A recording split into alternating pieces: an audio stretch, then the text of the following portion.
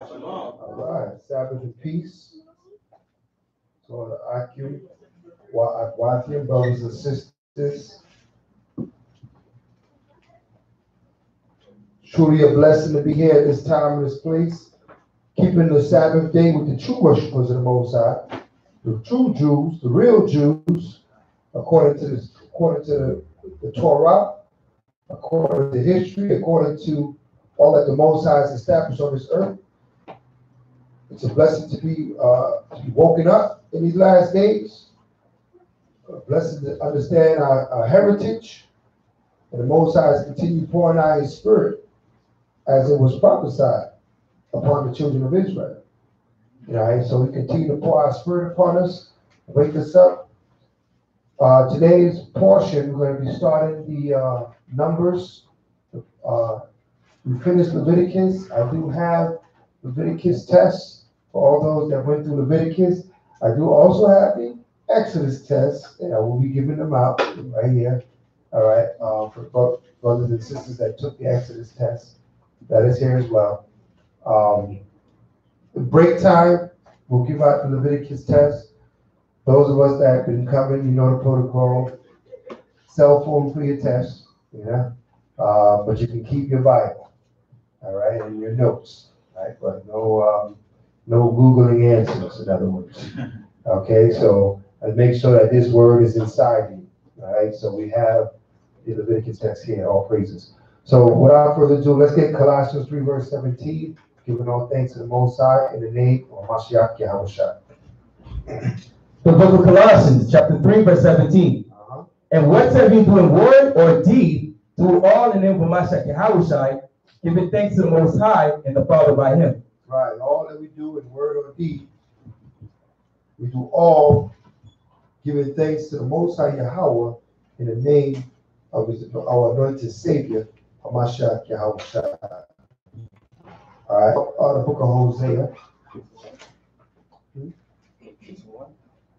Okay. Where I was going, huh? Hosea 6. No matter of fact, we Hosea 3 and 4. Hosea 3 and 4. Hosea 3 and 4. The book of Hosea, chapter 3, verse 4. For the children of Israel shall abide many days without a king, right, and without a prince, and without a sacrifice, and without an image, and without an ephod, and without a teraphim. That's the condition of our people today. They don't have a king, a prince, an image, an ephod, teraphim. They don't have their heritage. They don't know who they are. That's why they hold on to any false sense of nationality that they're given. That's why they call themselves black and Hispanic and Jamaican and Trinidadian and Haitian, right? You see now people running around yesterday, it was a Haitian flag day, right? They want to hold on to this nationality that was given to them. It's not their true nationality. It was given to them, in time of slavery, when our nationality was taken from us, and it was replaced with these proverbs and bywords, as the Bible calls them. Okay, and our people embrace them and hold on to them as if it's true history, as if that's their history, when it actually is his story. It's not real history. All right. So many times we dwelt many days on this earth like this, not having a connection to our true heritage. But what happens? Read on. Verse 5. Afterward shall the children of Israel return and seek the Most High their power and David their king. And afterward, after what? It says afterward, after what? It says afterward. After what? What happened? Right? Let's read it again from the top. The book of Hosea, chapter 3, verse 4. For the children of Israel shall abide many days without a king, and without a prince, and without a sacrifice, and without an image, and without an ephod, and without a tephrem. Verse 5. So now, what condition is that? Curse. That's a curse condition, right?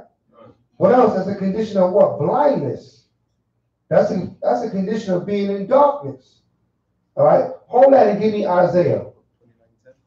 There you go. 29 verse 10.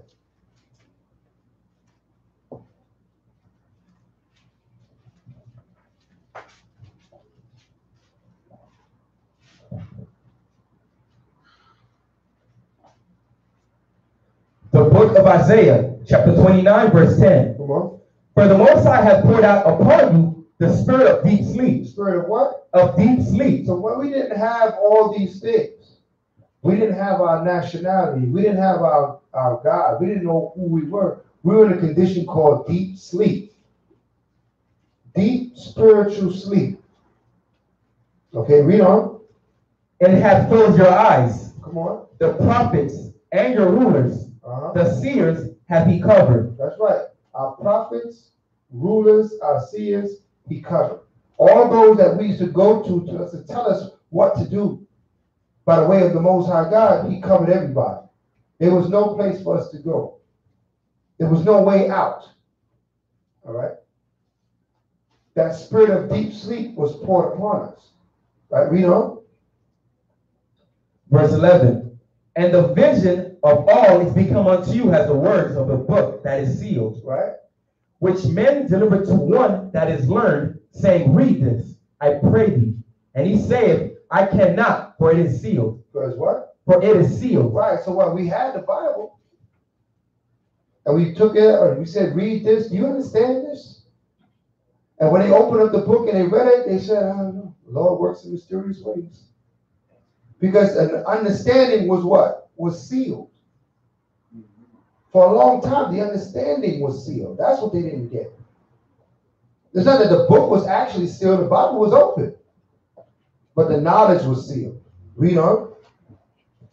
And the book is delivered to him that is not learned. Right. Saying, read this, I pray thee. And he saith, I am not learned. I am not learned. So what they said, well, nobody knows, they would say. They'll make statements like that. Like you can't possibly know what the Bible's talking about. And now the Most High, we understand the scripture. We know who we are. We see it in the Bible. As we open up the Bible now, the Most High, he opened up those seals. Read on. Verse 13.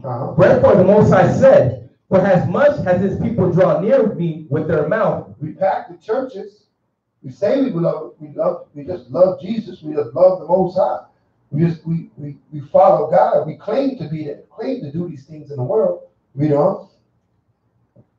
And with their lips do honor me. Right.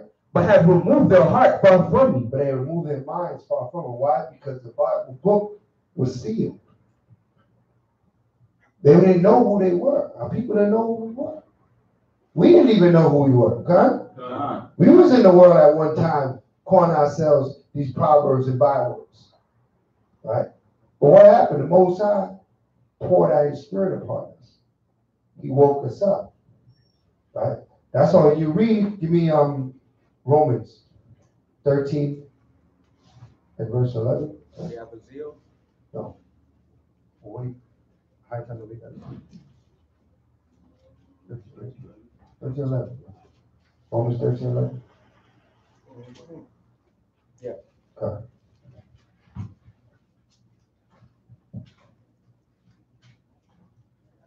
The book of Romans, chapter 13, verse 11. Come on. And that knows the time that now it is high time to wake up out of sleep. To wake out of what? Out of sleep. So then, now when you read that scripture in Romans, you know what sleep is talking about. What sleep is it talking about? It's talking about a spiritual sleep. It's talking about the book being sealed.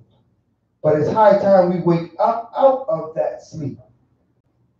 Okay, we've come out of that sleep. All of us here today are keeping the Shabbat because we came out of the sleep. We're no longer asleep. But now we have to go forth and wake our people up. Right? That's our work. Now you're awake. You gotta look back and you gotta wake other people up. You can't just say, I'm awake and I'm good, so hey, they sleeping. Somebody woke you up. Right? What does it mean to really be woken up? Give me 1 Corinthians 15:34. 1 Corinthians 15:34. Let's see what that awakening is.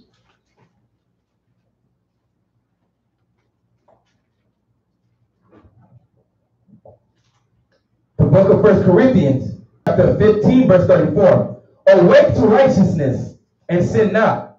Right? For some have not the knowledge of the Most High. Right. Awake to righteousness and sin not. So when you start putting away sins, it's because you're awoken. Right? That's the key between, what our people are not learning in the churches. Yeah, they say they love the Lord. They're reading the Bible, but are they being taught to put away sins? Right? Are they being taught to sin no more? Okay. Hold that. Give me Apocrypha. Give me Ecclesiastes. Ecclesiasticus. Sirach.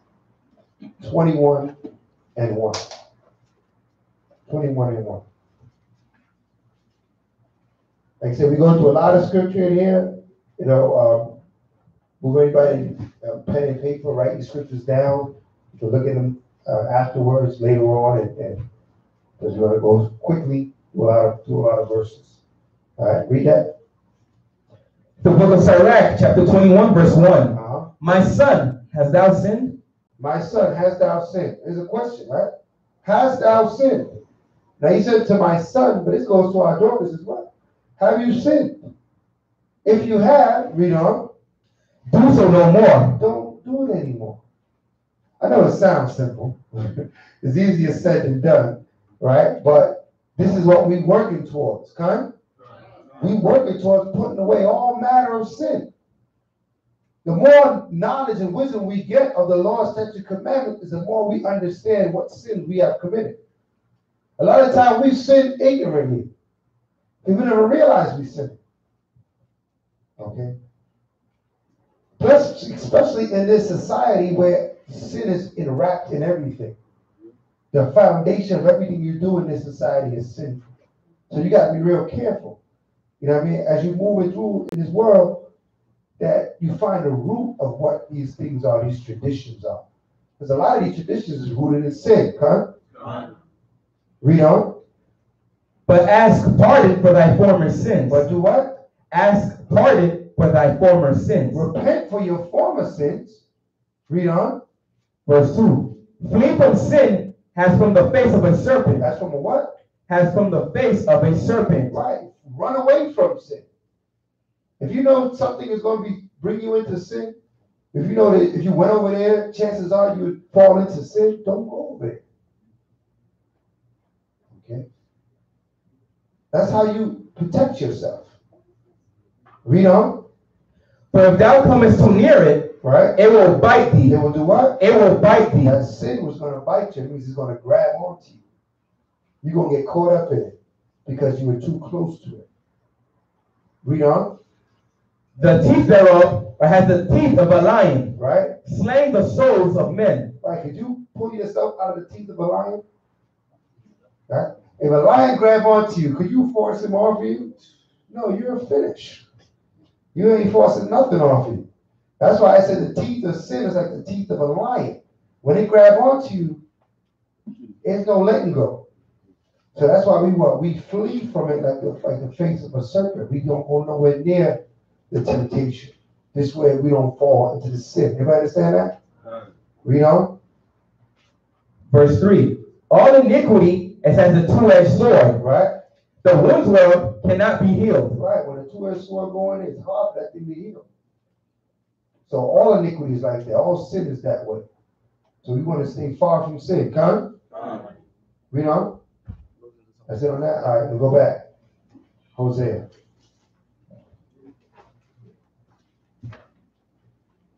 Read 3 and 4 again. And we'll go on to 5.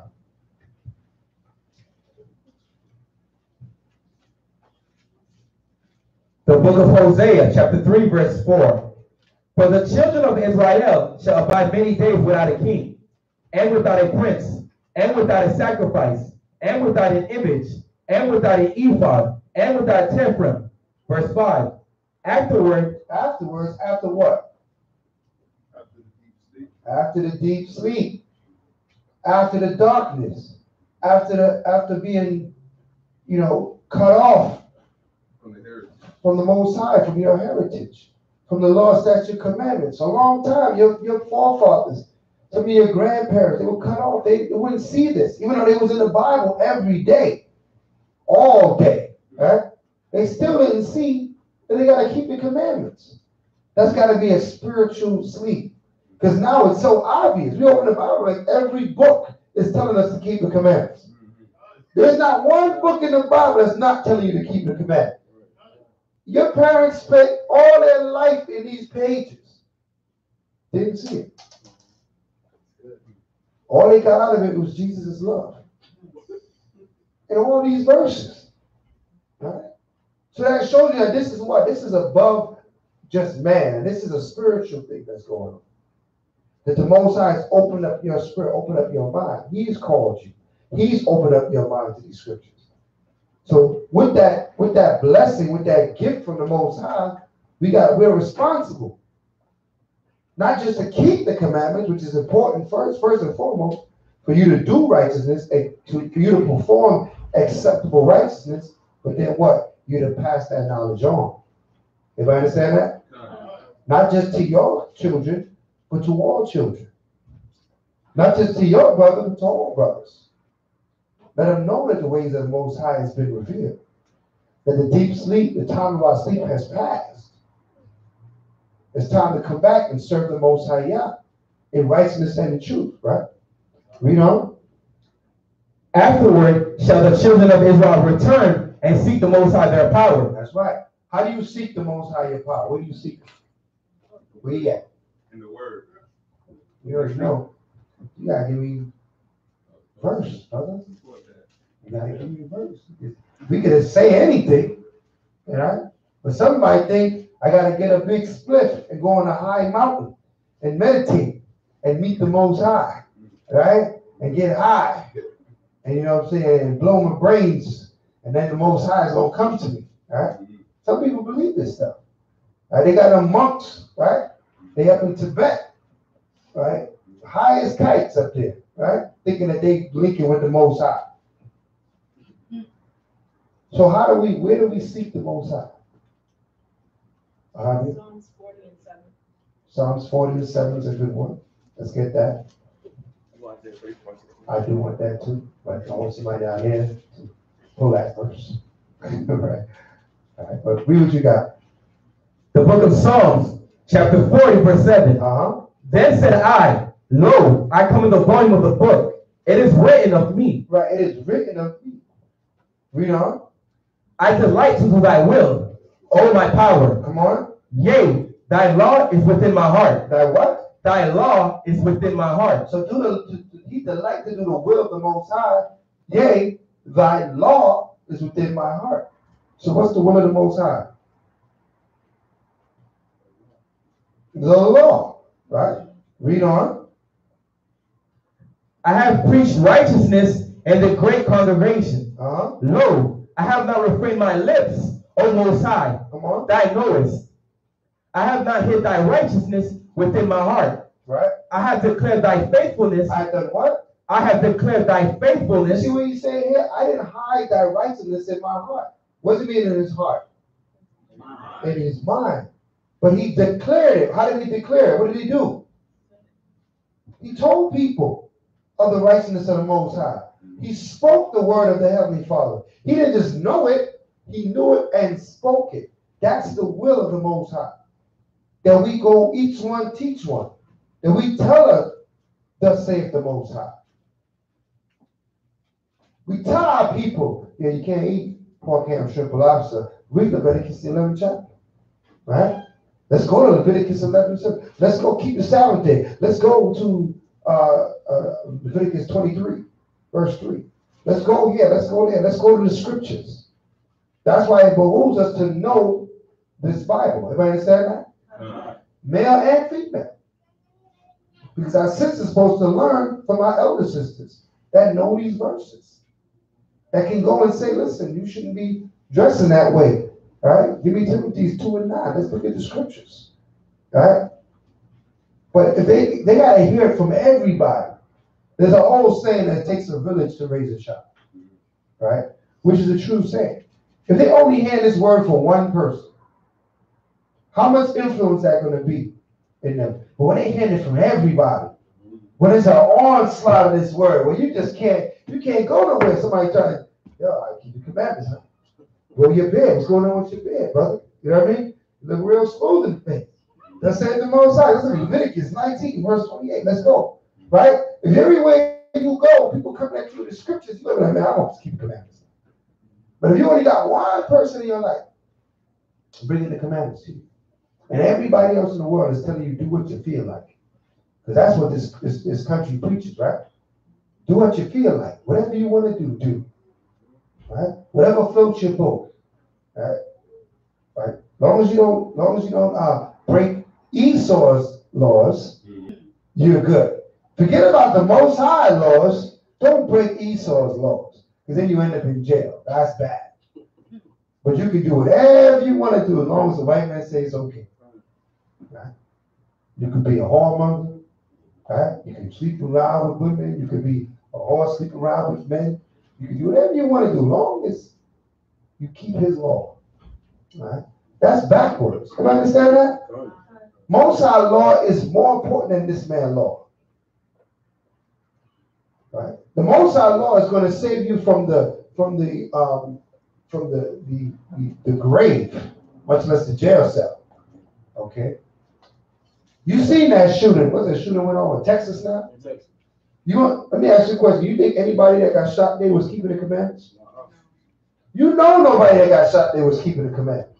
You don't have to question that. People talking about, what was the one over here? Douglas? Right? Nobody that got shot was keeping the law, statute, commandments of the Most High. I don't have to go there and research that. I know that. Because the Bible ain't true. Okay? So we got to seek the Most High. All right? Give me Isaiah 34, verse 16.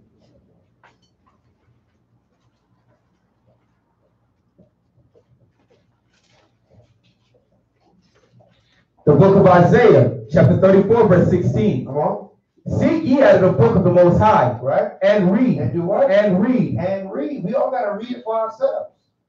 That's why we all got Bibles in our own hand. Anybody need a Bible? Everybody got your Bible? You got extra Bibles up here. Everybody need one. Okay? If you don't have a script, you got to have a script in your own hand. Because as I read, you read. So you can't say, when you leave here, you can't say, oh, the minister said. No. The minister showed you in the scriptures and you read it. So now you read it for yourself. You have your own evidence. Everybody understand that? Right. You go to the church system and the preacher says all kind of things. You don't even be in the Bible, but maybe he might misquote one or two verses, right? But he say all kind of stuff. Everybody got the Bible and it's closed. Or he might say, well, open to this verse, but that's it. You stay right there. And he talking everything else but what that verse said. Okay. If he real slick, at least open the Bible. But a lot of times these churches, they don't even open the Bible no more. What do they need that for? They say it's in their inward parts. They try to be slick, right? Feed you man's wisdom and pass it off as the Most High's wisdom. Okay. But we wiser than that. We open the book and we're going to read verse for verse. All right, read on. No one of these shall fail. None shall want her mate. Right, none shall want her mate. No book can stand up against the Bible. The Bible doesn't need another book to make it valid. Now, yes, as scholars, you can research history in many books, but the Bible validates those books. Those books do not validate the Bible. Anybody understand that? The Bible will let you know if that book is right or wrong. Okay. A lot of times people go into other books and they hold that information higher than what the Bible said. So they want to disprove the Bible with your history book, your his story book. Right? and try to disprove the Bible with our children in school, they learning what? They got classes that teach them all kind of philosophies of men. What is that? What do they call it? Theories. All kind of theories and they pass it off as fact. And the Bible clearly telling you otherwise, but what? But the textbook said this. What are you going to go with? You going to go with the Big Bang Theory? And there was a big explosion and out came the earth and all these creatures that's upon the earth? Or you're going to go with what the Bible says, that the Most High created the heavens and earth, with the angels and the spirits moved across the waters, and everything was created in order, and everything brought forth was come out of the seas and the earth and the dry land, and the two great lights in the skies and all that was built within the heavens. The Bible breaks it down. We don't need no Big Bang Theory. We don't need no theory of evolution when the Most High showed you how he created all the animals on the earth. And every plant yielding seed in itself to repopulate itself. Okay? So the Most High already created everything and showed it and laid it all out in the scripture. But they still pass these theories on to our children. Why? Because they're teaching them the doctrine of devils. That's what it is. So that they what? We doubt the scriptures. Once they can put doubt in your spirit, they got you. Once you're thinking that, well, maybe the Bible ain't right, right? A lot of our people think, well, the Bible's tampered with. Yeah, the white man, he tampered with the Bible. So then why does the Bible talk about the demise of the whole Edomite race off the planet Earth? If he was tampered with, if I was a white man, I want to tamper with the Bible, I would take that out. Right? I would definitely say, okay. When it says in the house, there should be no more of the house of Edom, let's take that line out. If I'm going to tamper with the Bible. But that don't sound good for me. The things that are a little construed in the Bible, we know we got the answers because the Most High didn't hide it from us. We got the Hebrew. We read the Torah. We compare it diligently to what the Torah says and what the Hebrew says. So we can show you the little inconsistencies in the scripture. But overall, the message is plain. The message still stands for the Most High Yah. And we got to repent, keep the commandments, and come back to the Father before the judgment come upon this earth. So that we can find ourselves worthy of the salvation of the Most High God. That's it. That's what the whole book is about. We can sum it up. Okay. What you got? Read on. For my mouth it had commanded. Right, the Most High's mouth commanded what's in the Bible. Read on. And his spirit it had gathered them. The Most High Spirit gathered all these books together. Read on. And he hath cast the lot for them. Right. He has done the work to make sure that all this is put together for us. Read on.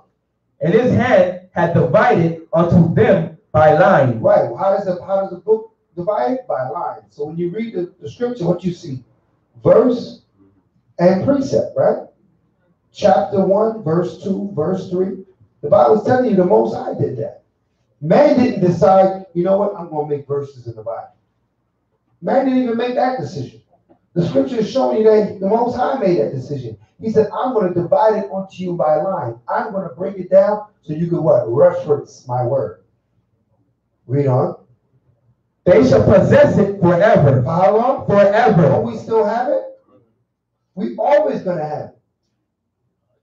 He said we're going to possess his scripture forever. The Babylonians trying to get rid of it. They got real close. Right? But the Most High, what did the Most High do when the Babylonians burned up all our scripture? Who did the Most High put the spirit in to rewrite it? Esdras. That's right, Esdras. Esdras rewrote the book, all 5 books of Moses. Because the Babylonians destroyed it. And the Most High sent an angel unto Esdras and gave him the first 5 books and it be re-recorded. Everybody understand? Everybody know that history? I got to prove it? Or do you know that history? Huh? All right. So we'll pass the time and we'll go into that. But if anybody wants to know where that's written, we'll go into it. All right? So We understand that we need this book to return to the Most High. We need the Bible. The Bible, the Most High's word, is not floating in the air. It's not in the mouth of any great man that calls himself he's a spiritual man or whatever. That it's in the Bible, in the Holy Scriptures. That's where you find it. Right? I was going to say 2 Timothy 2:15. That's right. Study to show thyself approved unto God, a workman that needed not to be ashamed, rightly dividing the word. That's right. That's why we have to study the word. Because in all that the Most High wants us to know is within His word. Okay? So, let's get Hosea 6 now, and then we'll get into the portion. Hosea 6 and verse 1.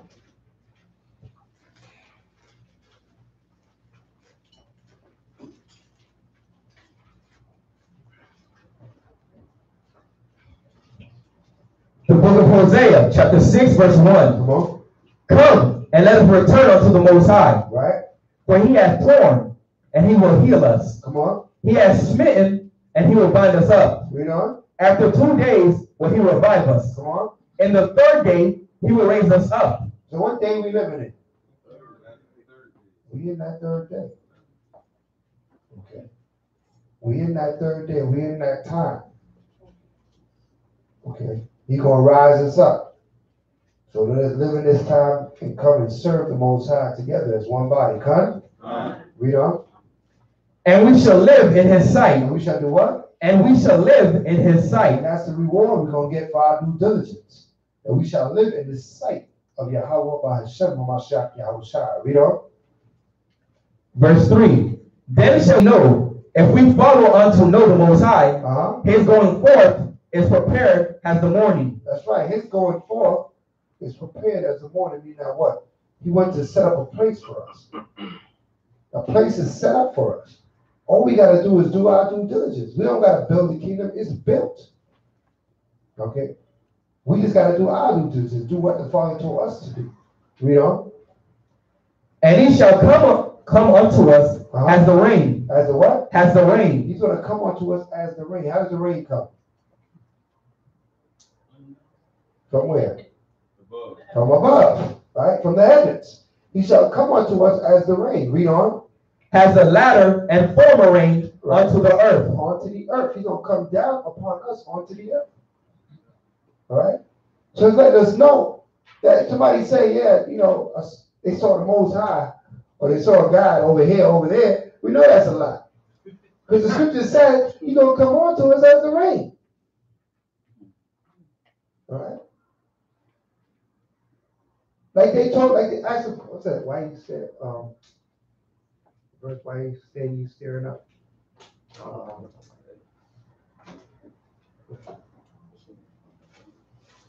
And the angel tells him, I'm trying to look for that. I don't know that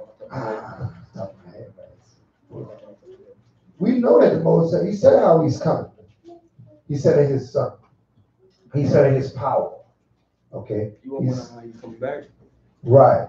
When he went up and they were they were staring into the sky, they said the Son of Man shall return.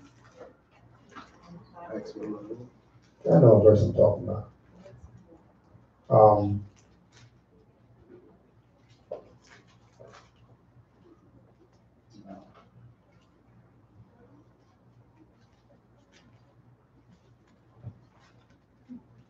Somebody said, oh, they saw the Messiah in a tree. They saw him in some distant land. These are all lies, man. All lies and fabrications. He said, I'll be leaving, that's when he's coming back. So shall the Son of Man return. All right?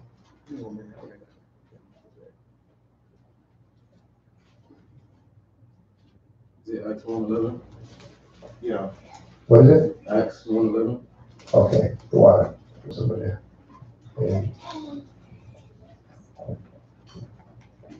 Okay. You said 3 and 11? 1:11. 1 and 11. Okay, fine.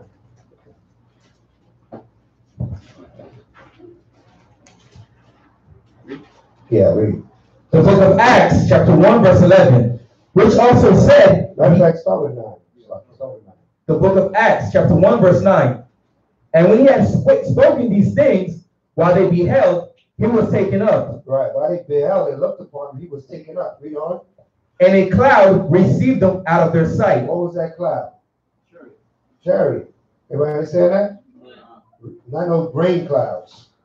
Okay? It's a chariot. Rain clouds don't receive people.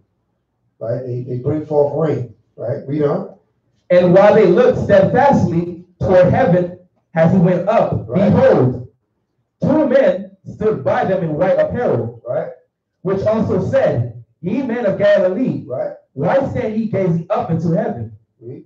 This same Yahushua, which is taken up from you into heaven, right, shall so come in like manner. In what manner? Shall so come in like manner. I mean, he coming right back down the same way. Shall so come in like manner. We just read it. That it's like the rain. It's coming down from the skies. Read on. Which is taken up from you into heaven, shall so come in like manner, as ye have seen him go into heaven. As you have seen him go into heaven. So you saw him go up in a cloud into his chariot, and that chariot took him further up and away. Into the what? Into heaven. So that's the way he shall return. Everybody understand? That's very clear. So no one can bamboozle you or trick you or dupe you into thinking, oh, the Messiah is back. Oh, yeah. Okay? That's wickedness. That you are not knowing the scriptures if you believe a second. The way he came, the way he left is the way he will return. He's not going to be born again. He's going to come in his glorious power. Everybody understand that? All right. So let's get the portion.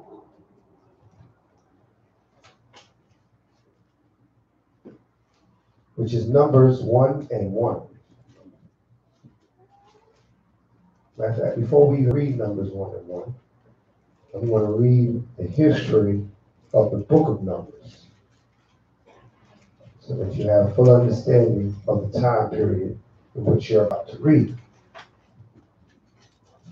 All right, so the date is 1450 to 1400 BC.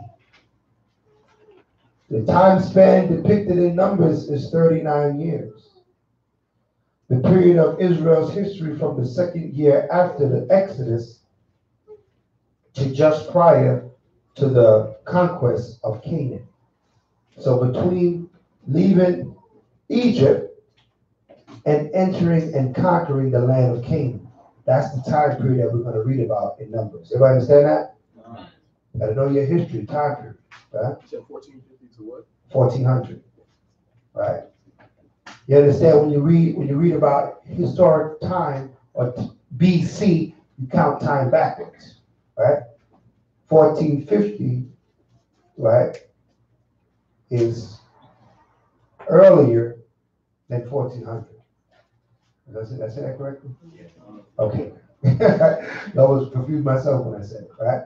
So you count time backwards. As the number goes down, you come into the future.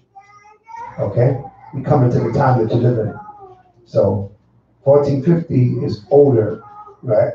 And 1400 is coming closer to your time. All right. Background: the fourth book of the Pentateuch, Numbers, right? In a continuation of approximately 1 month elapsed from the time of the tabernacle is constructed at the end of Exodus to the time of the census at the beginning of Numbers during the month of the instruction in the book of Leviticus are given. Okay. It was written Mount Sinai and in the wilderness as Moses led the people to the promised land. To whom was it written to? To the Israelites. So Numbers was written to the Israelites, nobody else. Everybody understand that? So this is written to the Israelites. So everybody else picking up Numbers It's not, this book ain't got nothing to do with you. All right? It has to do with the Israelites. It was for the Israelites. Okay? So, let's see any other pertinent information here. The book of Numbers gets its name from the second census numbering the nation of Israel. That's where it gets its name from. Okay? All right. With that being said, we shall enter into the book of Numbers. Numbers 1, verse 1. The book of Numbers, chapter 1, verse 1. And the Most High spake unto Moses in the wilderness of Sinai, in the tabernacle of the congregation, on the first day of the second month, in the second year after they were come out of the land of Egypt, saying, Take ye the sum of all the congregation of the children of Israel, after their families, by the house of their fathers, with the number of their names, every male by their polls, from 20 years old and upward. And what? And upward. Why would they say 20 and upward? What's significant about being 20? It's manhood. Okay? 20-year-old and upward is manhood. Okay, that's when you are of age to have what? A family. To go forth in war for your nation. From 20 and upward. Not 18 according to Esau. Alright, he's rushing it. Okay, 20. Everybody understand that? Alright, read. All that are able to go forth to war in Israel. Thou and Aaron shall number them by their armies. Come on. And with you there shall be a man of every tribe. Right. Every one head of his house of his fathers. Come on. And these are the names of the men that shall stand with you. Of the tribe of Reuben, Eliezer, the son of Shadur. Of Simeon, Shelumiel, the son of Jorishaddai. Of Judah, Nahshon, the son of Aminadab. Of Issachar, Nathaniel, the son of Zuar. Of Zebulun, Eliab, the son of Helion. Of the children of Joseph, of Ephraim, Elishama, the son of Amihud. Of Manasseh, Gamaliel, of the son of Pedazar. Of Benjamin, Abidan, the son of Gideoni. Of Dan, Ahizar, the son of Amishadai. Of Asher, Pagiel, the son of Akron. Of Gad, Elisaph, the son of Dio. Of Naphtali, Ahira, the son of Enan. These were the renown of the congregation, princes of the tribes of their fathers, heads of thousands in Israel. Right, so these were the princes of the tribes. These were men of renown. So we have what? We had leadership amongst our tribes. Everybody wasn't just grouped together. We always had order. In every tribe, we had our renowned men, our leaders, our head men. All right, these were these men right here, representing their tribe, standing forth to represent their tribe. And the rest of the tribe of the tribesmen would file in underneath these men, right? Placing themselves in order. Government, army, right? He said we shall be going out by our armies, right? Now understand the power that we serve is a militant power. Everybody understand that? That's why we are arrayed in armies. And the Most High call us his battle axe and his weapons of war. Okay? So this is a militant spirit to serve the Most High. It says that he called us to be soldiers for the Father. Okay, read on. Verse 17. And Moses and Aaron took these men which are expressed by their names. Right. And they assembled all the congregation together on the first day of the second month. And they declared their pedigrees after their families by the house of their fathers. By the house of their what? By the house of their fathers. Right, by the house of their fathers. Why not by the house of their mothers? Because the man carries the seed. Because the man carries the seed, absolutely. By the house of their fathers. This is what your pedigree is. You are the house of your father. Everybody understand that? Read on. According to the number of the names, from 20 years old and upward, right? By their polls. By their polls, right? Come on. Has the Most High commanded Moses, So he numbered them in the wilderness of Sinai. And the children of Reuben, Israel's eldest son, by their generations, after their families, by the house of their fathers, according to the number of the names, by their poles, every male from 20 years old and upward, all that were able to go forth to war. Right. Those that were numbered of them, even of the tribe of Reuben, were 46,500. 46,500 at this point, of just the tribe of Reuben. The men, the 20-year and older. Okay? To show you that we had a great number, we were a great number of people by this point. Right? We came out of Egypt a great number of people. And now the Father is dividing us up into our tribes, into our families, by the pedigree of our fathers, arraying us in order. Okay? This is why we come to this truth. You know, you come to this truth that you put on your nationality, you also put on a tribe. Right? Because this is part of putting on your nationality. Everybody understand that? Our nation had 12 tribes. If you're an Israelite, you got to be from a tribe. One tribe. If you're not sure what tribe, you figure it out, or you a tribe you assimilate with, and you run with that tribe. You might find out later on, you know what, I'm from this tribe. Right? But you put a tribe on. Everybody understand that? Read on. Of the children of Simeon, by the generations after their families, by the house of their fathers, those that were numbered of them, according to the number of the names by their poles, every male from 20 years old and upward, all that were able to go forth to war, those that were numbered of them, even of the tribe of Simeon, were 59,300. Of the children of Gad, by their generations, after their families, by the house of their fathers, according to the number of the names, from 20 years old and upward, all that were able to go forth to war, those that were numbered of them, even of the tribe of Gad, were 45,650. Of the children of Judah, by their generations, after their families, by the house of their fathers, according to the number of the names, from 20 years old and upward, all that were able to go forth to war, those that were numbered of them, even of the tribe of Judah, were 314,600. What's 3 score? 60. That's right, 60. A score is 20. So 3 score is 14,000. Okay. So that's how much? 74,000. You know, the math sake. Right? You know. Verse 28.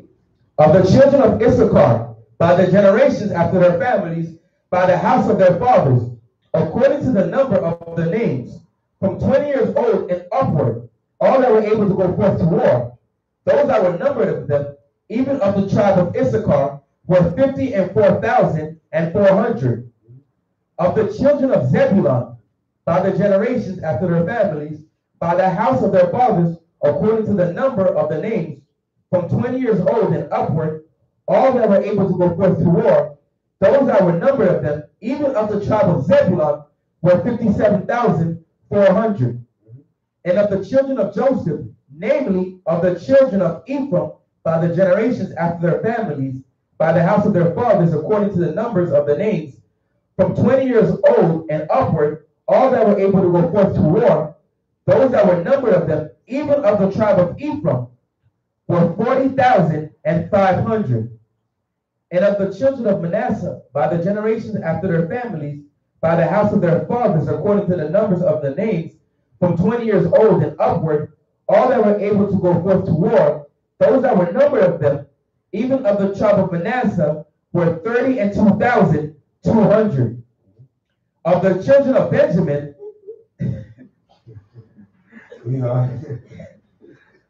by the generations after their families, by the house of their fathers, according to the numbers of the names, from 20 years old and upward, all that were able to go forth to war, those that were numbered of them, even of the tribe of Benjamin, were 35,400. Numbers is kind of low, man. What's going on with numbers? All right. Read on. Verse 38. Of the children of Dan, by the generations after their families, by the house of their fathers, according to the number of the names, from 20 years old and upward, all that were able to go forth to war, those that were numbered of them, even of the tribe of Dan, were 62,700. Of the children of Asher, by the generations after their families, by the house of their fathers, according to the number of the names, from 20 years old and upward, all that were able to go forth to war, those that were numbered of them, even of the tribe of Asher, were 41,500.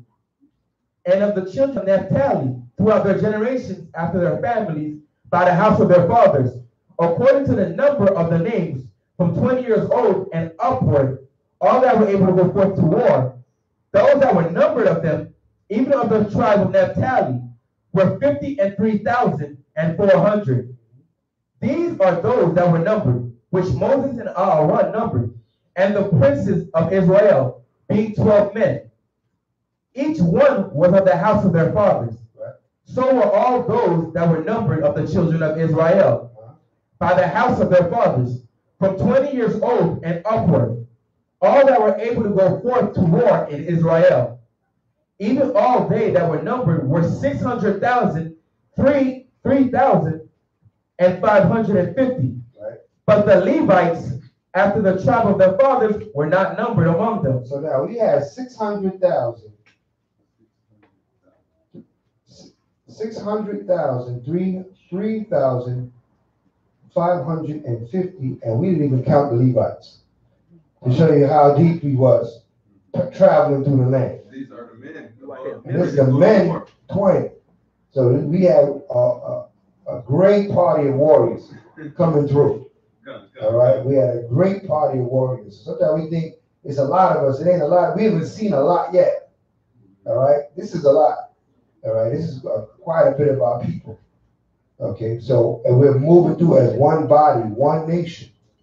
Okay, not to mention our women and children. We're probably in the millions when you put our women and children involved, right? And our elders, because that's not even counting, our elderly, our women and our children. Okay, so we had a great party moving through. That's why nations couldn't stand up against us. The Most High multiplied. That's why Egypt was getting nervous. That's why the white man be doing all these different things to try to population control us, right? Put Planned Parenthood in our neighborhoods, right? Push that whole agenda that we don't multiply, right? Make sure that we don't make enough even funds of our sexual, right? Making sure that our young men and our young women, they don't know tend not to know the value of reproducing, having children. You know what I'm saying? They devalue that in this kingdom, right? They make it sound like it's a bad thing to have a child. You know what I mean? Or they don't want you to, or limit you. Or I have one or two. That's it, right? Because everything is too expensive, right? They give you that mentality. That's a way of population control. Okay, that's what Egypt saw about amongst our people. That's why Egypt put us under bonds and put us to hard labors, because they said, look, they're growing too many people. So we got to put them under bonds, put them under labor. They use drugs, they use, all different types of influences to keep our population down. But it ain't happening, it ain't working. The Israelites, I just keep multiplying, right? No matter what. And that's part of the blessing of the Most High, that we are going to be a great people. You know what I mean? A great number of people going into the wilderness, for the wilderness to come. Because remember, we're reading about the former wilderness, but we're going to be going back into wilderness. Everybody understand that? Right? And that wilderness that we're going to is going to be very similar to the one we're reading about now. Hold that real quick. Let's read a little bit about that. Give me Ezekiel 20. Yeah. And 30? 33. 33.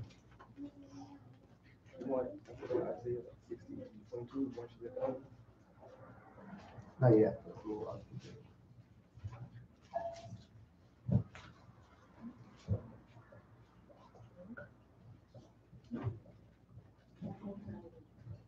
The book of Ezekiel, chapter 20, verse 33.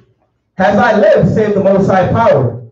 Surely with a mighty hand, and with a stretched out arm, and with fury poured out, will I rule over you. Right?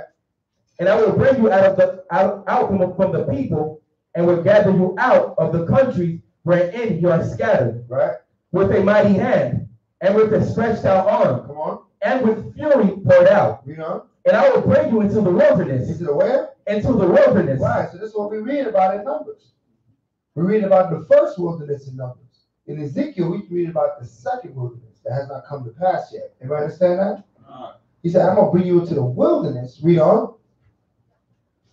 Of the people, right? And there will I plead with you face to face. And there he's going to plead with us from face to face. He said he's going to take us from everywhere that we're scattered and bring us into the wilderness. Okay. So that means that what? The Most High has a plan for us to what? Be gathered together as a nation away from all these other nations. Just the way he did when he came out of Egypt. So that has to come to pass. So making it out of this America, making it out of this captivity, that's not the end yet. Then you got to make it through the wilderness. Because what's going to happen in the wilderness? Let's read on.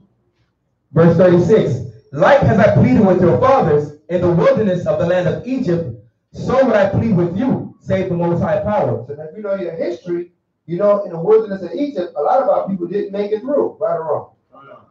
Right? They didn't make it through. Because it was time what? That mercy was at an end. And judgment was being risen on the earth. Okay? Read on. And I will cause you to pass under the rod. Right? And I will bring you to the bond of the covenant. Right, I'm going to pass you to pass under the rod. What does it mean? I'm going to judge you. I'm going to see if you're worthy. He's going to check you out. Pass you under the rod. Or you pass, you don't pass. And bring you to the bond of the covenant. Read on. And I will purge out from among you the rebels. The what? The rebels. He's going to purge out from among us the rebels. Read on. And them that transgress against me. And will not want to hear the law, statute, commandments of the Most High. Moses said, I'm going to purge them out. They're not going to make it through the wilderness. Everybody understand that? So that's the proving ground. We're in the first proving ground now. We got a proving ground that comes after this. Okay? Some rebels ain't even going to make it to the wilderness. This is it for them. Right? But those that make it to the wilderness, you still have to what? Prove yourself yet again. And then you be brought into the bond of the covenant. All right, so let's go back now to Numbers. Just want to give that parallel, that comparison. Knowing that when we read in the Numbers, it's going to happen to us again. Garage. That's not the 144,000. No, we didn't get to that point. That's way ahead. That's down the lane. All right? That's way down the lane at that point. We got a lot to happen before that is established. Okay. But I tell you what, they're in the midst of them. They're in the midst of them. All right, read that. The book of Numbers, chapter 1, verse 48. For the Most High has spoken unto Moses, saying, Only thou shalt not number of the tribe of Levi, right? Neither take the sum of them among of the children of Israel. Come on. But thou shalt appoint the Levites over the tabernacle of testimony, right? And over all the vessels thereof, and over all the things that belong to it. They shall bear the tabernacle, and all the vessels thereof. And they shall minister unto it, and shall encamp round about the tabernacle. And when the tabernacle setteth forward, the Levites shall take it down. And when the tabernacle is to be pitched, the Levites shall set it up. And the stranger that cometh nigh shall be put to death. Right, the stranger that cometh nigh shall be put to death. When it said the stranger that cometh nigh, what was they talking about? Huh? Other people that's not a Levite. That's not a Levite. That's right. That's right. Okay, it's not talking about the other nations. It's talking about you Hebrews that or Benjamin. I'm gonna set up the tabernacle. It ain't going down like that. Okay, the Most High selected the Levites to set it up, and that's who was gonna set it up. And when it needs to be moved and broken down, they're gonna break it down. They're gonna move it and they're gonna set it up. They're gonna encamp around it. So when you went to the tabernacle, you had to go through the Levites' camp before you got to the tabernacle. Right? So you can't say you were coming from the east.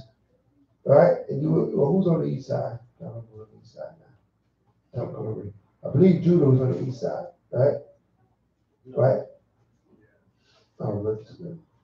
Let's say you're coming from land of Judah. You got to go through Levi to get to the tabernacle. You couldn't just walk up on the tabernacle. They encamped around the tabernacle. Their camp was a circle around the tabernacle. That's why they had what? A part of everybody else's gate. They had the inward part of everybody else's gate. Everybody see this? Mm-hmm. So when you're going toward the tabernacle, you got to go through Levi and then get to the tabernacle. Okay. From every angle, because everybody was arrayed in a circle. All right, read. Verse 52. And the children of Israel shall pitch their tents. Cesar, could you look up tabernacle and they had the camps arrayed around it? Put that image up there for me. Michelle. Read. And the children of Israel shall pitch their tents, every man by his own camp, and every man by his own standard, right, throughout their host. But the Levites shall pitch round about the tabernacle of testimony, right, that there be no wrath upon the congregation of the children of Israel. Right, so you don't anger the Most High. Keep the Levites around the tabernacle, so nobody don't make any errors or mistakes, right? No wandering Judites at the tabernacle, right? Talking about they gonna pitch a tent. No, you had to be on the outside, and then Levi was on the inside, and the tabernacle was in the middle of Levi. All right. So that's a good example, right? Yeah, that was a good one. Yeah, that's a good visual right there. You see it now? You see where Moses and Aaron and Reed, see all those tents in the middle? That was Levites. All right? And then we had, each tribe had their own areas. Okay? Of course, it was more, this is scaled down. Of course, it was a lot more tents, right? You understand that, right? It was completely surrounded by the Levites. And then you had the tribes completely surrounding them. All right? But that's a good example of what was taking place in the wilderness. All right, read on. Verse 53. But the Levites shall pitch round about the tabernacle of testimony, that there be no wrath upon the congregation of the children of Israel. And the Levites shall keep charge of the tabernacle of testimony. And the children of Israel did according to all that the Most High commanded Moses. So did they. Right. So they did it exactly as Moses bade them. As you see, certain families of the Levites had certain areas too. He talks about that in the book of Leviticus. We go through all that. That certain families, Aaron and his sons, Moses and his family, they all pitched on that same side. Right? Everybody had their side that they pitched on. Okay. They don't show you east, west, north, or south, but I believe this is the east side. Because Aaron and his sons were on the east side of the tabernacle. Oh yeah, it does. It shows you inside the tabernacle. You got the east, the north, the west, the south. Yeah, I see it now. All right. So yeah, that's where the gate was to enter the tabernacle, on the east side. Everybody see that? So that's why we face east. Even though we face Jerusalem, but we still face the east, because that's where the entering of the tabernacle was, on the east side. Everybody understand that? Read. The book of Numbers, chapter 2, verse 1. And the Most High spake unto Moses and unto Aaron, saying, every man of the children of Israel shall pitch by his own standard. Right. With the ensign of their father's house. With the what? With the ensign of their father's house. Right. So every father's house had an ensign. Every tribe had a sign, a symbol that represented that tribe. Right? See if you can pull that up for me. The tribals, put up tribal symbols. Yeah. Put up tribal symbols. Every tribe has a symbol. Every tribe has a stone. As you see, we have it on the Mashra Yashwala flag here. The tribal stones are depicted. That's part of the tribes and the symbols. Okay. You know, some tribes we had multiple, all the tribes had multiple symbols, but one would be more prevalent to that tribe. Yeah, give me that one right there. This one? Yeah. All right, that's a good depiction of our symbols. Okay. Sometimes you see some different ones, but this one is pretty accurate. All right, so you Judah the lion, Benjamin the wolf, Issachar the donkey, the Gad the dwelling in bulls, right? Reuben the lily, Simeon the fortress, Levi the menorah, the light. So that's symbolized. Zebulon the ships. All right, so these are our symbols per tribe. So everyone had their ensign pitched. They had their flag, and their flag had their ensign. They would have their symbol. They may have their stone, whatever the case may be, and it would be pitched there. All right, read on. The book of Numbers, chapter 2, verse 2. Every man of the children of Israel shall pitch by his own standard, with the ensign of their father's house. Far off about the tabernacle of the congregation shall they pitch. Right, far off from the tabernacle shall they pitch. All right, they weren't pitched near the tabernacle. Why? What was between them and the tabernacle? The Levites pitched their camp in between them, so it's far off from the tabernacle. Read on. And on the east side, toward the rising of the sun, shall they of the standard of the camp of Judah pitch throughout their armies. Go back to that former picture there.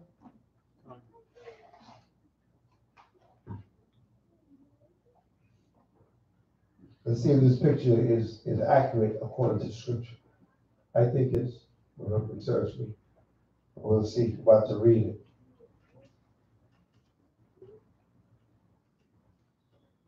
The last verse again. Book of Numbers, chapter 2, verse 3. And on the east side, toward the rising of the sun, shall they of the standard of the camp of Judah pitch throughout their armies. And Nahshon, the son of Amminadab, shall be the captain of the children of Judah. Hold on. That's not the same one. No, the one you had a number, had a name on. There it goes. See, Judah's on what? On the east side, right? Just as it's written. Read on. Verse 4. And his hosts, and those that were numbered of them, were 14,600. Come on. And those that do pitch next unto him shall be of the tribe of Issachar. Tribe of Issachar, next to Judah. Read on. And Nathaniel, the son of Zuar, shall be captain of the children of Issachar. And his host, and those that were numbered thereof, were 54,400. Right. Then the tribe of Zebulun, right, and Eliab, the son of Helion, shall be the captain of the children of Zebulun. And his host, and those that were numbered thereof, were 57,400. Right. So you see how we draw it in order? We draw it in order as a people. We weren't in disarray. We weren't just all over the place. We were by the house of our fathers, according to our tribe. Even what side of the tabernacle was told to us where to pitch at. The Most High does everything in order. Everything has to have an order. Nothing is up to your own interpretation. If you don't know the order of how something is to be done, you need to find out. But if you start doing things off the top of your own head, you're going to be out of order. You understand that? Read on. Verse 9. And all that were numbered in the camp of Judah were in 100,000 and 600 and 400 throughout their armies. These shall first set forth. And on the south side shall be the standard of the camp of Reuben, right, according to their armies, and the captain of the children of Reuben shall be Elizur, the son of Shadur. And his host and those that were numbered thereof were 46,500. And those which pitched by him shall be of the tribe of Simeon.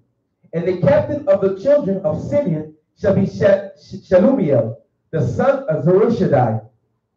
And his host, and those that were numbered of them, were 59,300. Right. Then the tribe of Gad, and the captain of the sons of Gad shall be Elisha, the son of Guel. And his host, and those that were numbered of them, were 45,650. Right. And all that were numbered in the camp of Reuben were 100,000, 51,450. So you might also notice that the center tribe, right, was the head of the two tribes that were near onto it. Because that whole side was called the Reuben, right? Even though Reuben's side consists of Reuben, Simeon, and Gad. This whole side was Judah, even though Judah consists of Issachar and Zebulun. You understand that? The southern tribe was their side, and then the other two tribes would be pitched alongside them. But that southern tribe would run that area. Okay? Why? Because everything has to be arranged in order. There always has to be a sense of order. All right? Read on. And they shall set forth in the second rank. Then the tabernacle of the congregation shall set forward with the camp of the Levites in the midst of the camp.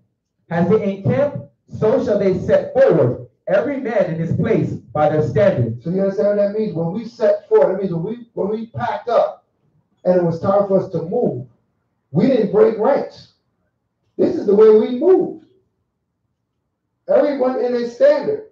So when it was time when that chariot started to move and it was time for us to move as a body of people, we packed up and we moved. Everyone moved amongst their tribe in their order, and that's how we moved to the land. Okay? We had all our flanks set up at all times. We had people bringing up the rear, right flank, second flank, front, and we moved. All right? Like an army. All right? Read on.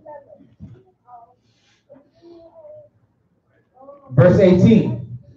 On the west side shall be the standard of the camp of Ephraim, according to their armies, and the captain of the sons of Ephraim shall be Elishama, the son of Amihud. And his host and those that were numbered of them were 40,500, and by him shall be the tribe of Manasseh. And the captain of the children of Manasseh shall be Gamaliel, the son of Pedahzur. And his host and those that were numbered of them were 32,200. So we had Ephraim's side, which consists of Manasseh and Benjamin. But Ephraim was the head tribe on that side. Read on. On the west side. Read. Then the tribe of Benjamin, and the captain of the sons of Benjamin shall be Abidan, the son of Gideoni. And his host and those that were numbered of them were 55,400. All that were numbered of the camp of Ephraim were 100,000, 8,100 throughout their armies. And they shall go forward in the third rank. The standard of the camp of Dan shall be on the north side by their armies. And the captain of the children of Dan shall be Ahiezer, the son of Ammishaddai. And his host and those that were numbered of them were 62,700. And those that encamp by him shall be of the tribe of Asher. And the captain of the tribe of Asher shall be Pagiel, the son of Akran. And his host and those that were numbered of them were 41,500. Right. Then the tribe of Naphtali, and the captain of the children of Naphtali shall be Ahira, the son of Enan. And his host and those that were numbered of them were 53,400. All that were numbered of the camp of Dan were 100,000, 57,600. They shall go hindmost with the standards. Right, so Dan was the captain of the north side. You know what I mean? And the tribes that dwelt with Dan, Naphtali, and Asher. So this is how we move. This is how we dwell. And our tabernacle was set up. That's how when you read about the kingdom of heaven, what do you read about? How many gates? 12. So where's the gate for the East Indians? Where's the gate for the so-called white man? Where's his gate? Because we just read 12, there's 12 for each tribe. So where's the gate for the Chinese and Japanese? Where's their gate at? They don't get a gate. All right, so we have to understand that. So when you speak of the kingdom of heaven, this is what you imagine. This is what your mentality, your mind, your vision should be. All right, give me Revelation. So. to show you that nothing has changed in the sight of the Most High. The way he arrayed us then is the way he's going to array us in the kingdom to come.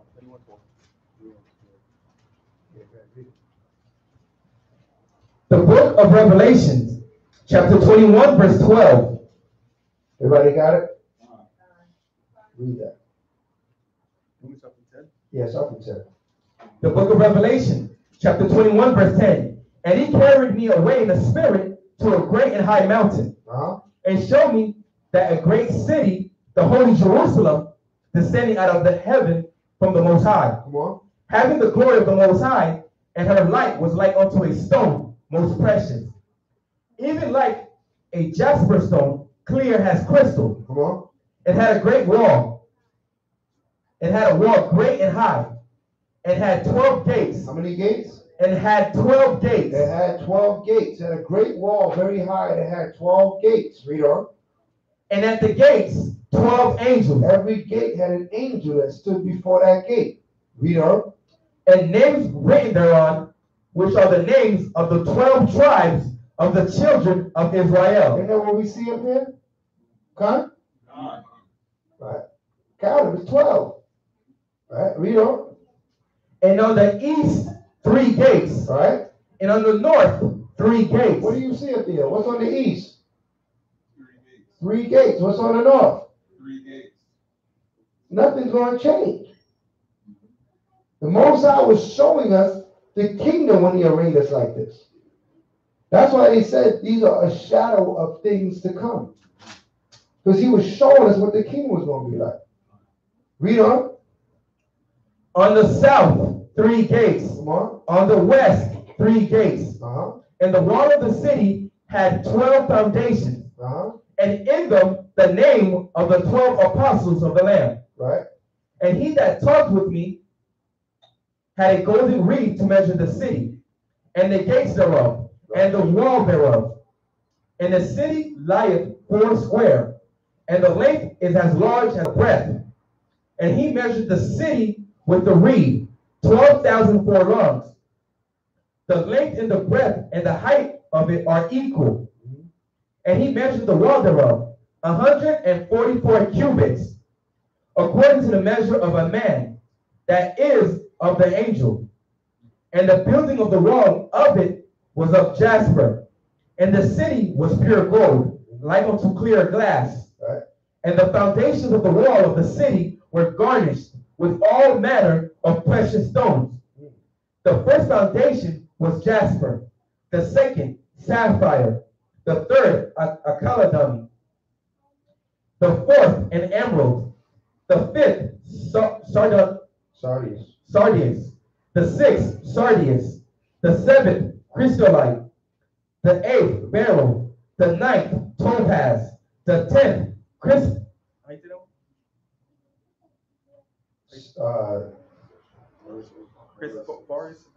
Cruciferous. Cruciferous, Yeah, cruciferous. the 11th jacinth, Yeah. the 12th Emerson. amethyst, Yeah. and the 12 gates were 12 pearls. Every several gate was one pearl, and the street of the city was pure gold, as it was transparent glass. Right, so now you have 12 stones, which stone represented a tribe. You had 12 pillars. All right, so everything was about you're reading about the kingdom of heaven here. You're reading about the future kingdom that's going to be established on this earth, was arrayed in this fashion.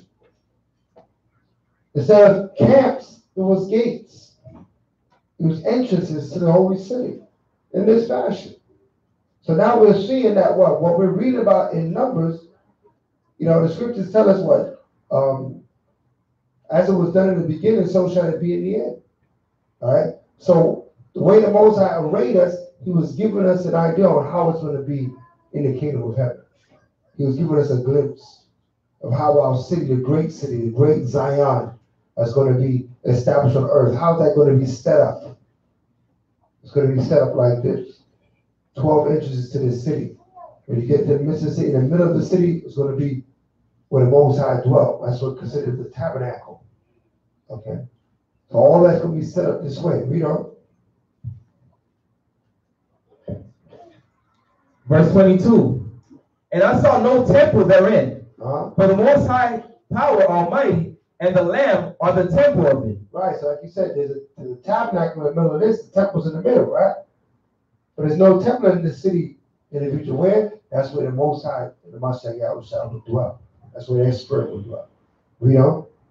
And the city had no need of the sun, right? Neither of the moon, Come on. to shine in it. Come on. For the glory of the Most High did lighten it. Mm-hmm. And the Lamb is the light thereof. Come on. And the nations of them which are saved shall walk in the light of it. Right. And the kings of the earth do bring their glory and honor into it. And the gates of it should not be shut at all by day, for there shall be no night there. Right, there shall be no night there. You know what? They illuminate the power of the Most High. His chariot or his chariots gave off a light that you didn't need the sun and the moon in Jerusalem. It's going to be a constant presence. Everybody understand that? That's the kingdom. That's what the kingdom is like. So you don't have to imagine any vain imaginations, any drawings that they do with the Christian channel, and they draw these, vain imaginations. This is what the kingdom look like. Okay, you're getting an idea of what the kingdom look like. All right, and he said, even though it would be told to us, we still wouldn't understand what's coming down. But at least we have an idea. Everybody understand that? All right, let's go back to Numbers. Just showing the comparisons to the wilderness and our kingdom. The book of Numbers, chapter 2, verse 32. These are those which are numbered of the children of Israel, by the house of their fathers. All those that were numbered of the camps throughout their hosts were 600,000, 3,550. But the Levites were not numbered among the children of Israel, as the Most High commanded Moses. The children of Israel did according to all that the Most High commanded Moses. So they pitched by their standards, and so they set forward every one after their families, according to the house of their fathers. The book of Numbers, chapter 3, verse 1. These also are the generations of Aaron and Moses in the day that the Most High spake with Moses in Mount Sinai. And these are the names of the sons of Aaron: Nadab, the firstborn, Abihu, Eleazar, and Ithamar. These are the names of the sons of Aaron, the priests, which were anointed, whom he consecrated to minister in the priest's office. And Nadab and Abihu died before the Most High, when they offered strange fire before the Most High in the wilderness of Sinai. And they had no children, and Eleazar and Ithamar ministered in the priest's office in the sight of Aaron their father.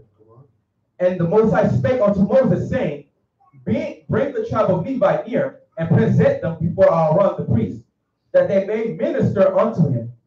And they shall keep his charge, and the charge of the whole congregation before the tabernacle of the congregation, to do the service of the tabernacle. And they shall keep all the instruments of the tabernacle, of the congregation, and of the charge of the children of Israel, to do the service of the tabernacle. Right. And thou shalt give the Levites unto Aaron and to his sons. They are wholly given unto him out of the children of Israel.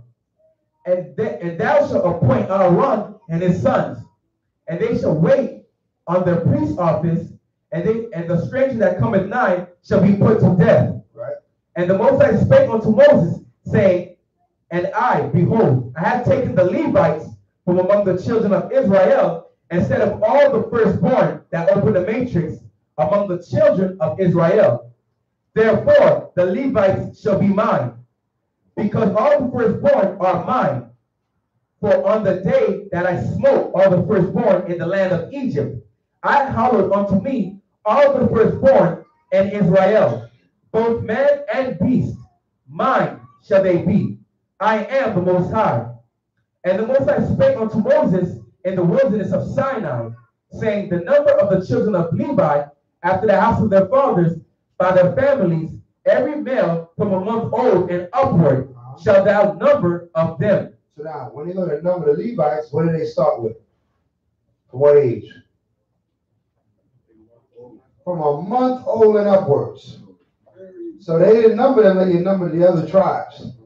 They numbered you. You are a month old, you got numbered. Must be very important. All right. So everyone that had to be numbered for this case, to do this work, to do this work around the tabernacle. Okay. They had to be numbered. All of them had to be known how much of the Levites, so he can separate them and set them up. That's how he sets them up. Read on. And Moses numbered them according to the word of the Most High, Right. as he was commanded. Come on. And these were the sons of Levi by the names Gershon and Kohath and Merari. All right. And Merari, right? So we say, Ghost and Korath, right? Do you see those names up there? Where do you see those names? Who's on the north side? Okay. On the north side, you can see Merari. Can you see that? On the north side, on the west side, you can see Gershon. And on the south side, you can see Kohath. Right? It's right on alongside the tent walls, the tabernacle walls. Okay? That was kind of hard to see. Don't use the mouse to circle around it. So What? use the mouse to circle around Gershon and where Merari's at. Okay. Use a mouse, show them where they at. All right. That's Merari. That's Gershon. And that's Kohath. All right? Read on. Verse 18. And these are the names of the sons of Gershon by the families, Libni and Shimi, and the sons of Kohath by their families, Amram, Izhar, Hebron, and Uzziel, and the sons of Merari by their families, Right? Mali and Mushi. These are the families of the Levites according to the house of their fathers. Of Gershon was the family of the Lebnites, and the family of the Shemites. These are the families of the Gershonites. Those that were numbered of them according to the number of all the males from a month old and upward, even those that were numbered of them were 7,500. Right. The families of the Gershonites shall pitch behind the tabernacle westward. Which way? Westward. All right. So Gershon should be westward. Is that according to the depiction? That's right. Read on. The families of the Gershonites shall pitch behind the tabernacle westward. And the chief of the house of the father of the Gershonites shall be Elisab, the son of Lael.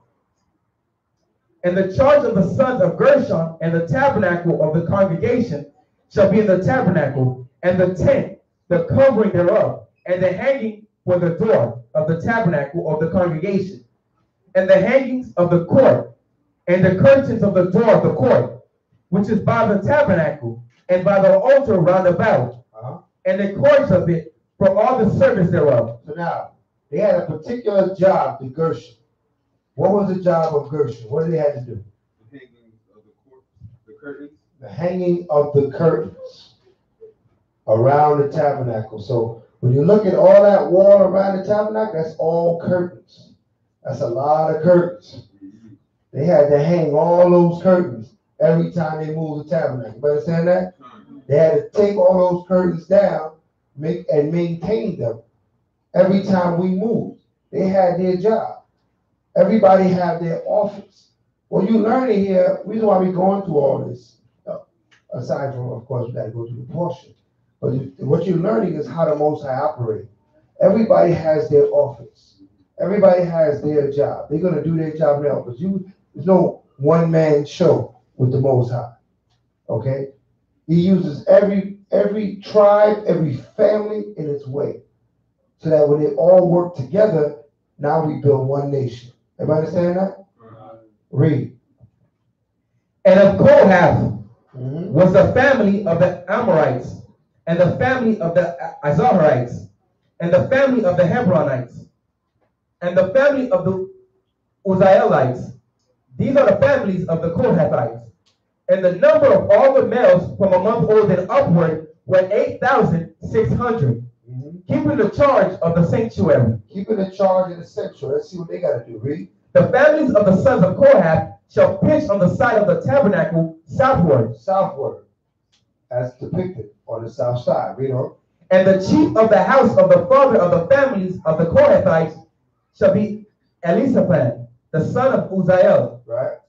And their charge shall be the ark. Shall be the what? Shall be the ark. Right. They shall move the ark. I had an ark in here. Right one now. They shall move the ark of the covenant. It's right there in that, on the side right there. That's keeping charge of the sanctuary is moving the ark. It's telling them what their job. All the families are keeping charge of the sanctuary. Each one has a particular office. Okay. So now it's going into their office. The first thing it says, they shall bear the ark. Meaning that they're going to transport the ark. If you're not from that family, don't touch that ark. All right?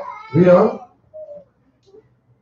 And the table, and the candlestick. The ark, the table, the candlestick, these are the things that go inside the tabernacle. Read on. And the altars.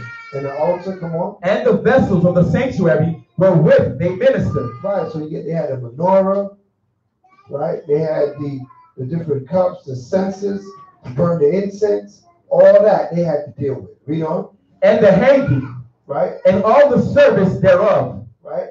And Eleazar, the son of Aaron, the priest, shall be chief over the chief of the Levites. Right.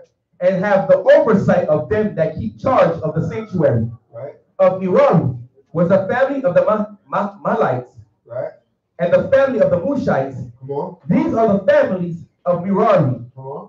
And those that were numbered of them, according to the number of all the males from a month old and upward, were 6,200. And the chief of the house of the father of all of the families of Merari was Uriel, right, the son of Abihal. These shall pitch on the side of the tabernacle northward, and under the custody and charge of the sons of Merari shall be the boards of the tabernacle, and the bars thereof. Shall be the boards of the tabernacle, and the bars, and the pillars thereof, right? Read on. And the pillars thereof, and the sockets thereof, and all the vessels thereof, and all that serveth thereto, and the pillars of the court round about, and their sockets, and their pins, and their cords. For those that encamp before the tabernacle toward the east, even before the tabernacle of the congregation. Hold on, stop right there. So let's look at their job. So their job was to deal with the structures. Meaning that with all that you hung the curtains on, they had to put up those boards for them to hang the curtains. So you got one family coming and putting up all the boards, putting up all the sockets. We went through it in depth when we read the book of Leviticus. We went to how every socket interlocks with each other and the pins. They had to maintain and put that all together so that the family could come hang the curtains, right? So that the other family could come bring all the vessels inside the tabernacle. So that everybody's job was equally important, even though it was different. Because if one drop off, if they don't come put up the sockets and how you gonna hang the curtains? Exactly. All right. And if you got no curtains, then you can walk right through the tabernacle. There's no tabernacle without a curtain. You get into the tabernacle. What was it? Who had bared the vessels? The table. Kohathites. The Kohathites. If they didn't bring the table and the vessels in there, there'll be nothing in the tabernacle. All right. So everybody had their portion of work to set this up. All right. That's how the Most High is going to array our kingdom. That everybody's going to have their work that they got to do. It ain't going to be random. It ain't also going to be whatever you feel like doing. It's going to be what the Most High appoints you to do. All right? Because that's how we serve the Father. All right? It's by appointment. It's not by how you feel. Everybody understand that? All right? He gives us work to do. We got to do it. Okay? We learned in this kingdom, in this society, in Satan's society, we learn whatever you feel like doing. You can be an astronaut, a postman, or you could be a police officer. Whatever you feel like doing. It's not like that in our kingdom. You're going to get appointed to do a job. You're going to have an office. And you're going to fulfill that office. Everybody understand that? Right. All right. Read on.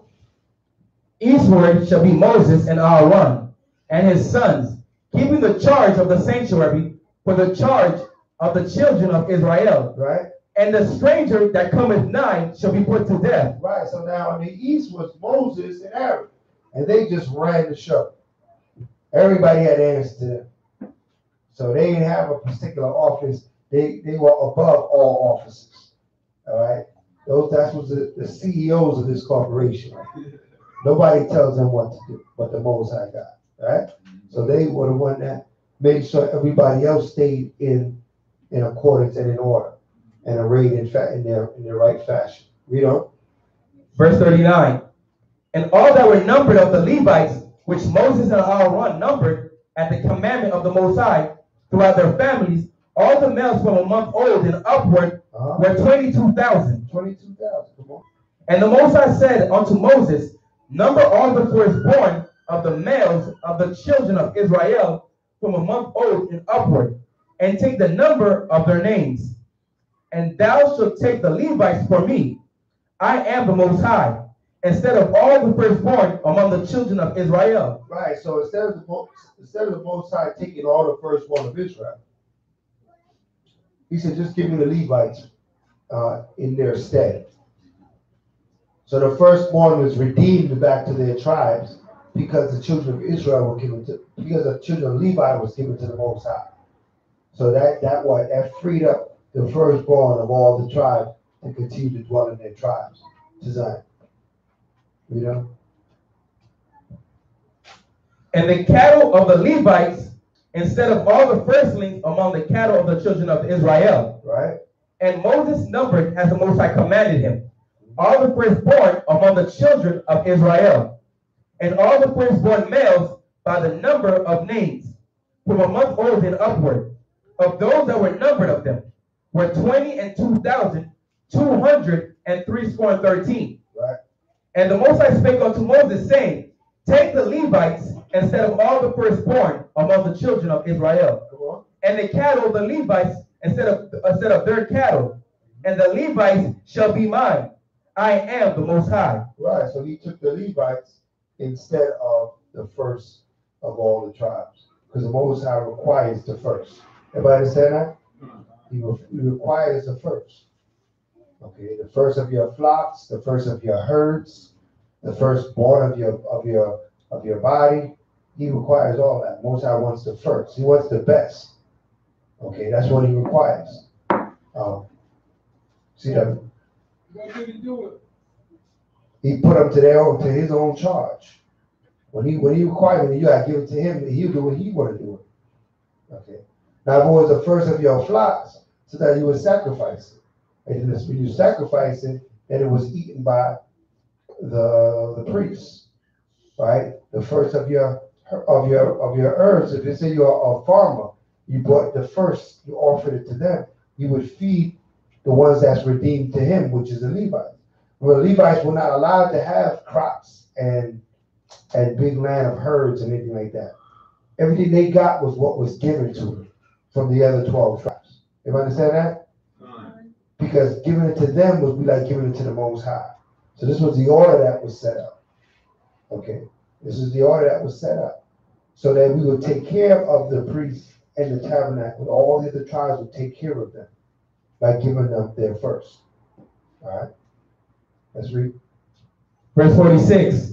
And for those that are to be redeemed, of the 213 of the firstborn of the children of Israel, which are more than the Levites, thou shalt even take 5 shekels apiece by the poll after the shekel of the sanctuary shall thou take them.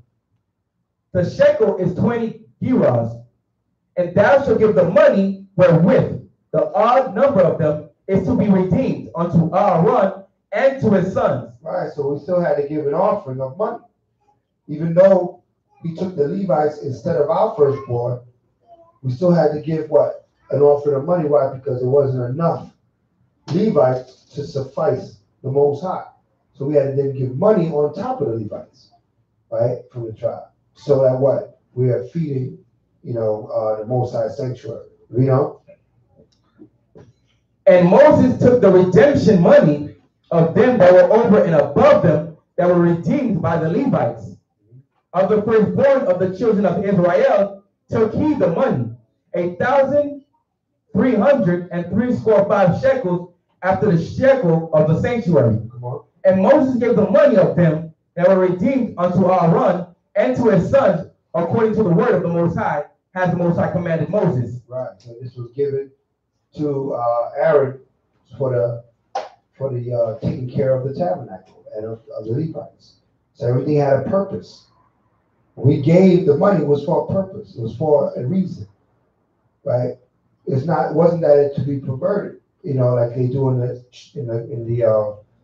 the church system today. People give the money to make the pastor rich.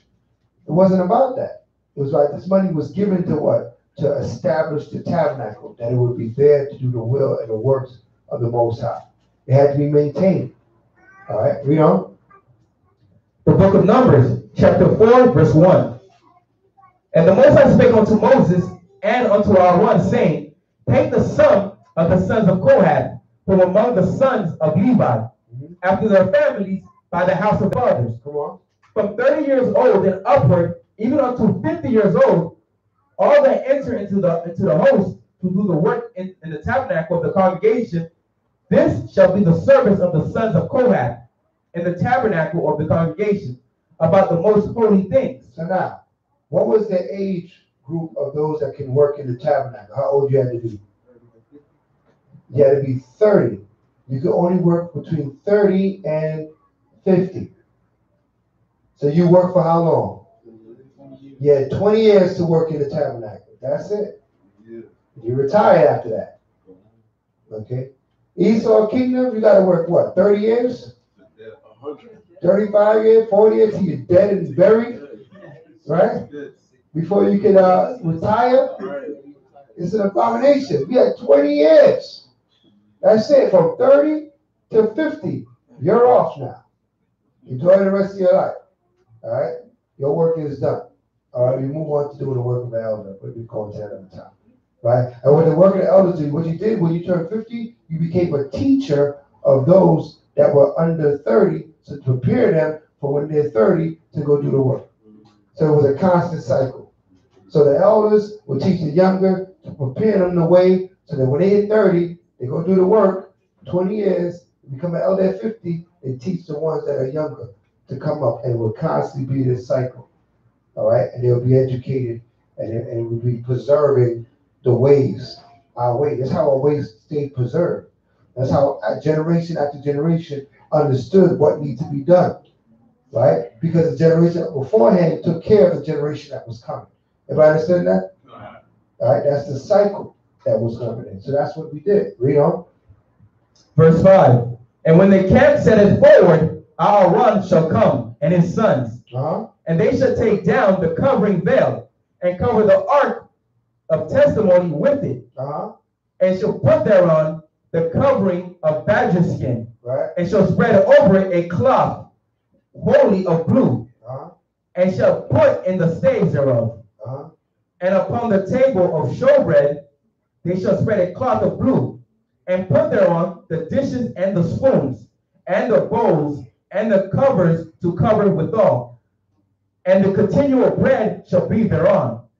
And they shall spread upon them a cloth of scarlet, and cover the same with a covering of badger skin, and shall put in the staves thereof.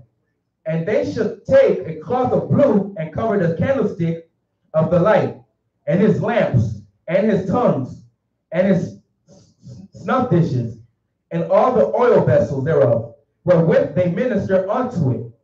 And they shall put it in all the vessels thereof within a covering of badger skin, and shall put it upon a bar. And upon the golden altar they shall spread a cloth of blue, and cover it with a covering of badger skins, and shall put to the staves thereof. And they shall take all the instruments of ministry wherewith they minister in the sanctuary, and put them in a cloth of blue, and cover them with a covering of badger skins, and shall put them on a bar. And they shall take away the ashes from the altar, and spread a purple cloth thereon. and they shall put upon it all the vessels thereof, wherewith they minister about it, even the censers, the flesh hooks, and the shovels, and the basins, and all the vessels of the altar. And they shall spread upon it a covering of badger skin, and put to the staves of it. And when Aaron and his sons have made an end of covering the sanctuary, and all the vessels of the sanctuary, as the camp is to set forward, after that, the sons of Kohath shall come to bear it. See that? So now, Aaron's sons had to what? Prepare everything to be moved by covering it with the cloth of blue, and with the badger skins, and with the cloth of purple. So everything had to be prepared. So even they had their work. So before the sons of Kohath, who had charge over the vessels, could move the vessels, the sons of Aaron had to cover the vessels first. Everybody had their purpose, their job, right? Since we can use badger like a ceremony cloth, does that make badger a clean animal? It's not a badger what you're thinking. It's not of the rodent family. That's not what it is. That translation in the scripture saying badger is a different animal. It's white, basically what it's saying. But say badger skin, it's a white skinned animal, but it is a clean animal. It's not a rodent. All right. That badger that we're thinking of, it's not that. All right. I'll get the biblical name of that animal for you. Off the top of my head right now. But it's a different animal, but it's a clean animal. Because we could use the skins of only clean animals. Everybody understand that? All right. So the badger that you see in a dictionary right now, that's not a clean animal. That's not what this is. All right. Let's read on.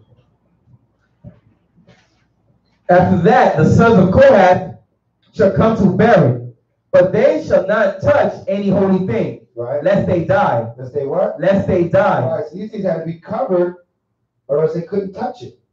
So first, only the sons of Aaron could touch these things. So they had to wrap them up in cloth, so that what? So that the sons of Kohath could move them. All right, read on. These things are the burden of the sons of Kohath in the tabernacle of the congregation. And to the office of Eleazar, the son of Aaron, the priest, pertaineth the oil for the light. And the 16. All right, now. The book of Numbers, chapter 4, verse 16. And to the office of Eleazar, the son of Aaron, the priest, pertaineth the oil for the light, and the sweet incense, and the daily meat offering, and the anointing oil, and the oversight of all the tabernacle. Right, so Eleazar, he had to deal with the oils. All right, the oils that went in the lamp to light the menorah, the anointing oil that was put upon the people when you anoint them, the oils that the high priest wore, the perfume that the high priest wore, right, that was made by the apothecary. He had to make sure all those oils were set. Okay, read on. And of all that therein is, in the sanctuary, and in the vessels thereof. And the Most High spake unto Moses and unto Aaron, saying, Cut ye not off the tribe of the families of the Kohathites from among the Levites, right, but thus do unto them, that they may live and not die, when they approach unto the most holy things. Aaron and his sons shall go in and appoint them, every one to his service and to his burden. But they shall not go in to see when the holy things are covered, lest they die. Lest they what? Lest they die. They couldn't go in there till those things was covered, or they would die. So they were not able to see that. All right? That ends the first portion of the book of Numbers. Hallelujah? Hallelujah. All right, so we got a lot of information out of the first portion of the book of Numbers. You know what I mean? It's truly a blessing to go through these portions and learn this Torah in depth and, and in detail. So at this time is the time that we take the break. We're going to take about a half an hour break. What time is it now? What time we got? 2:40. Oh yeah, thank you. 2:40. A little glare. 2:45 it looks like, or 2:40. Right? Right. So we're going to take the break now. We'll reconvene at 3:15 or so. At this time, we also have the test here.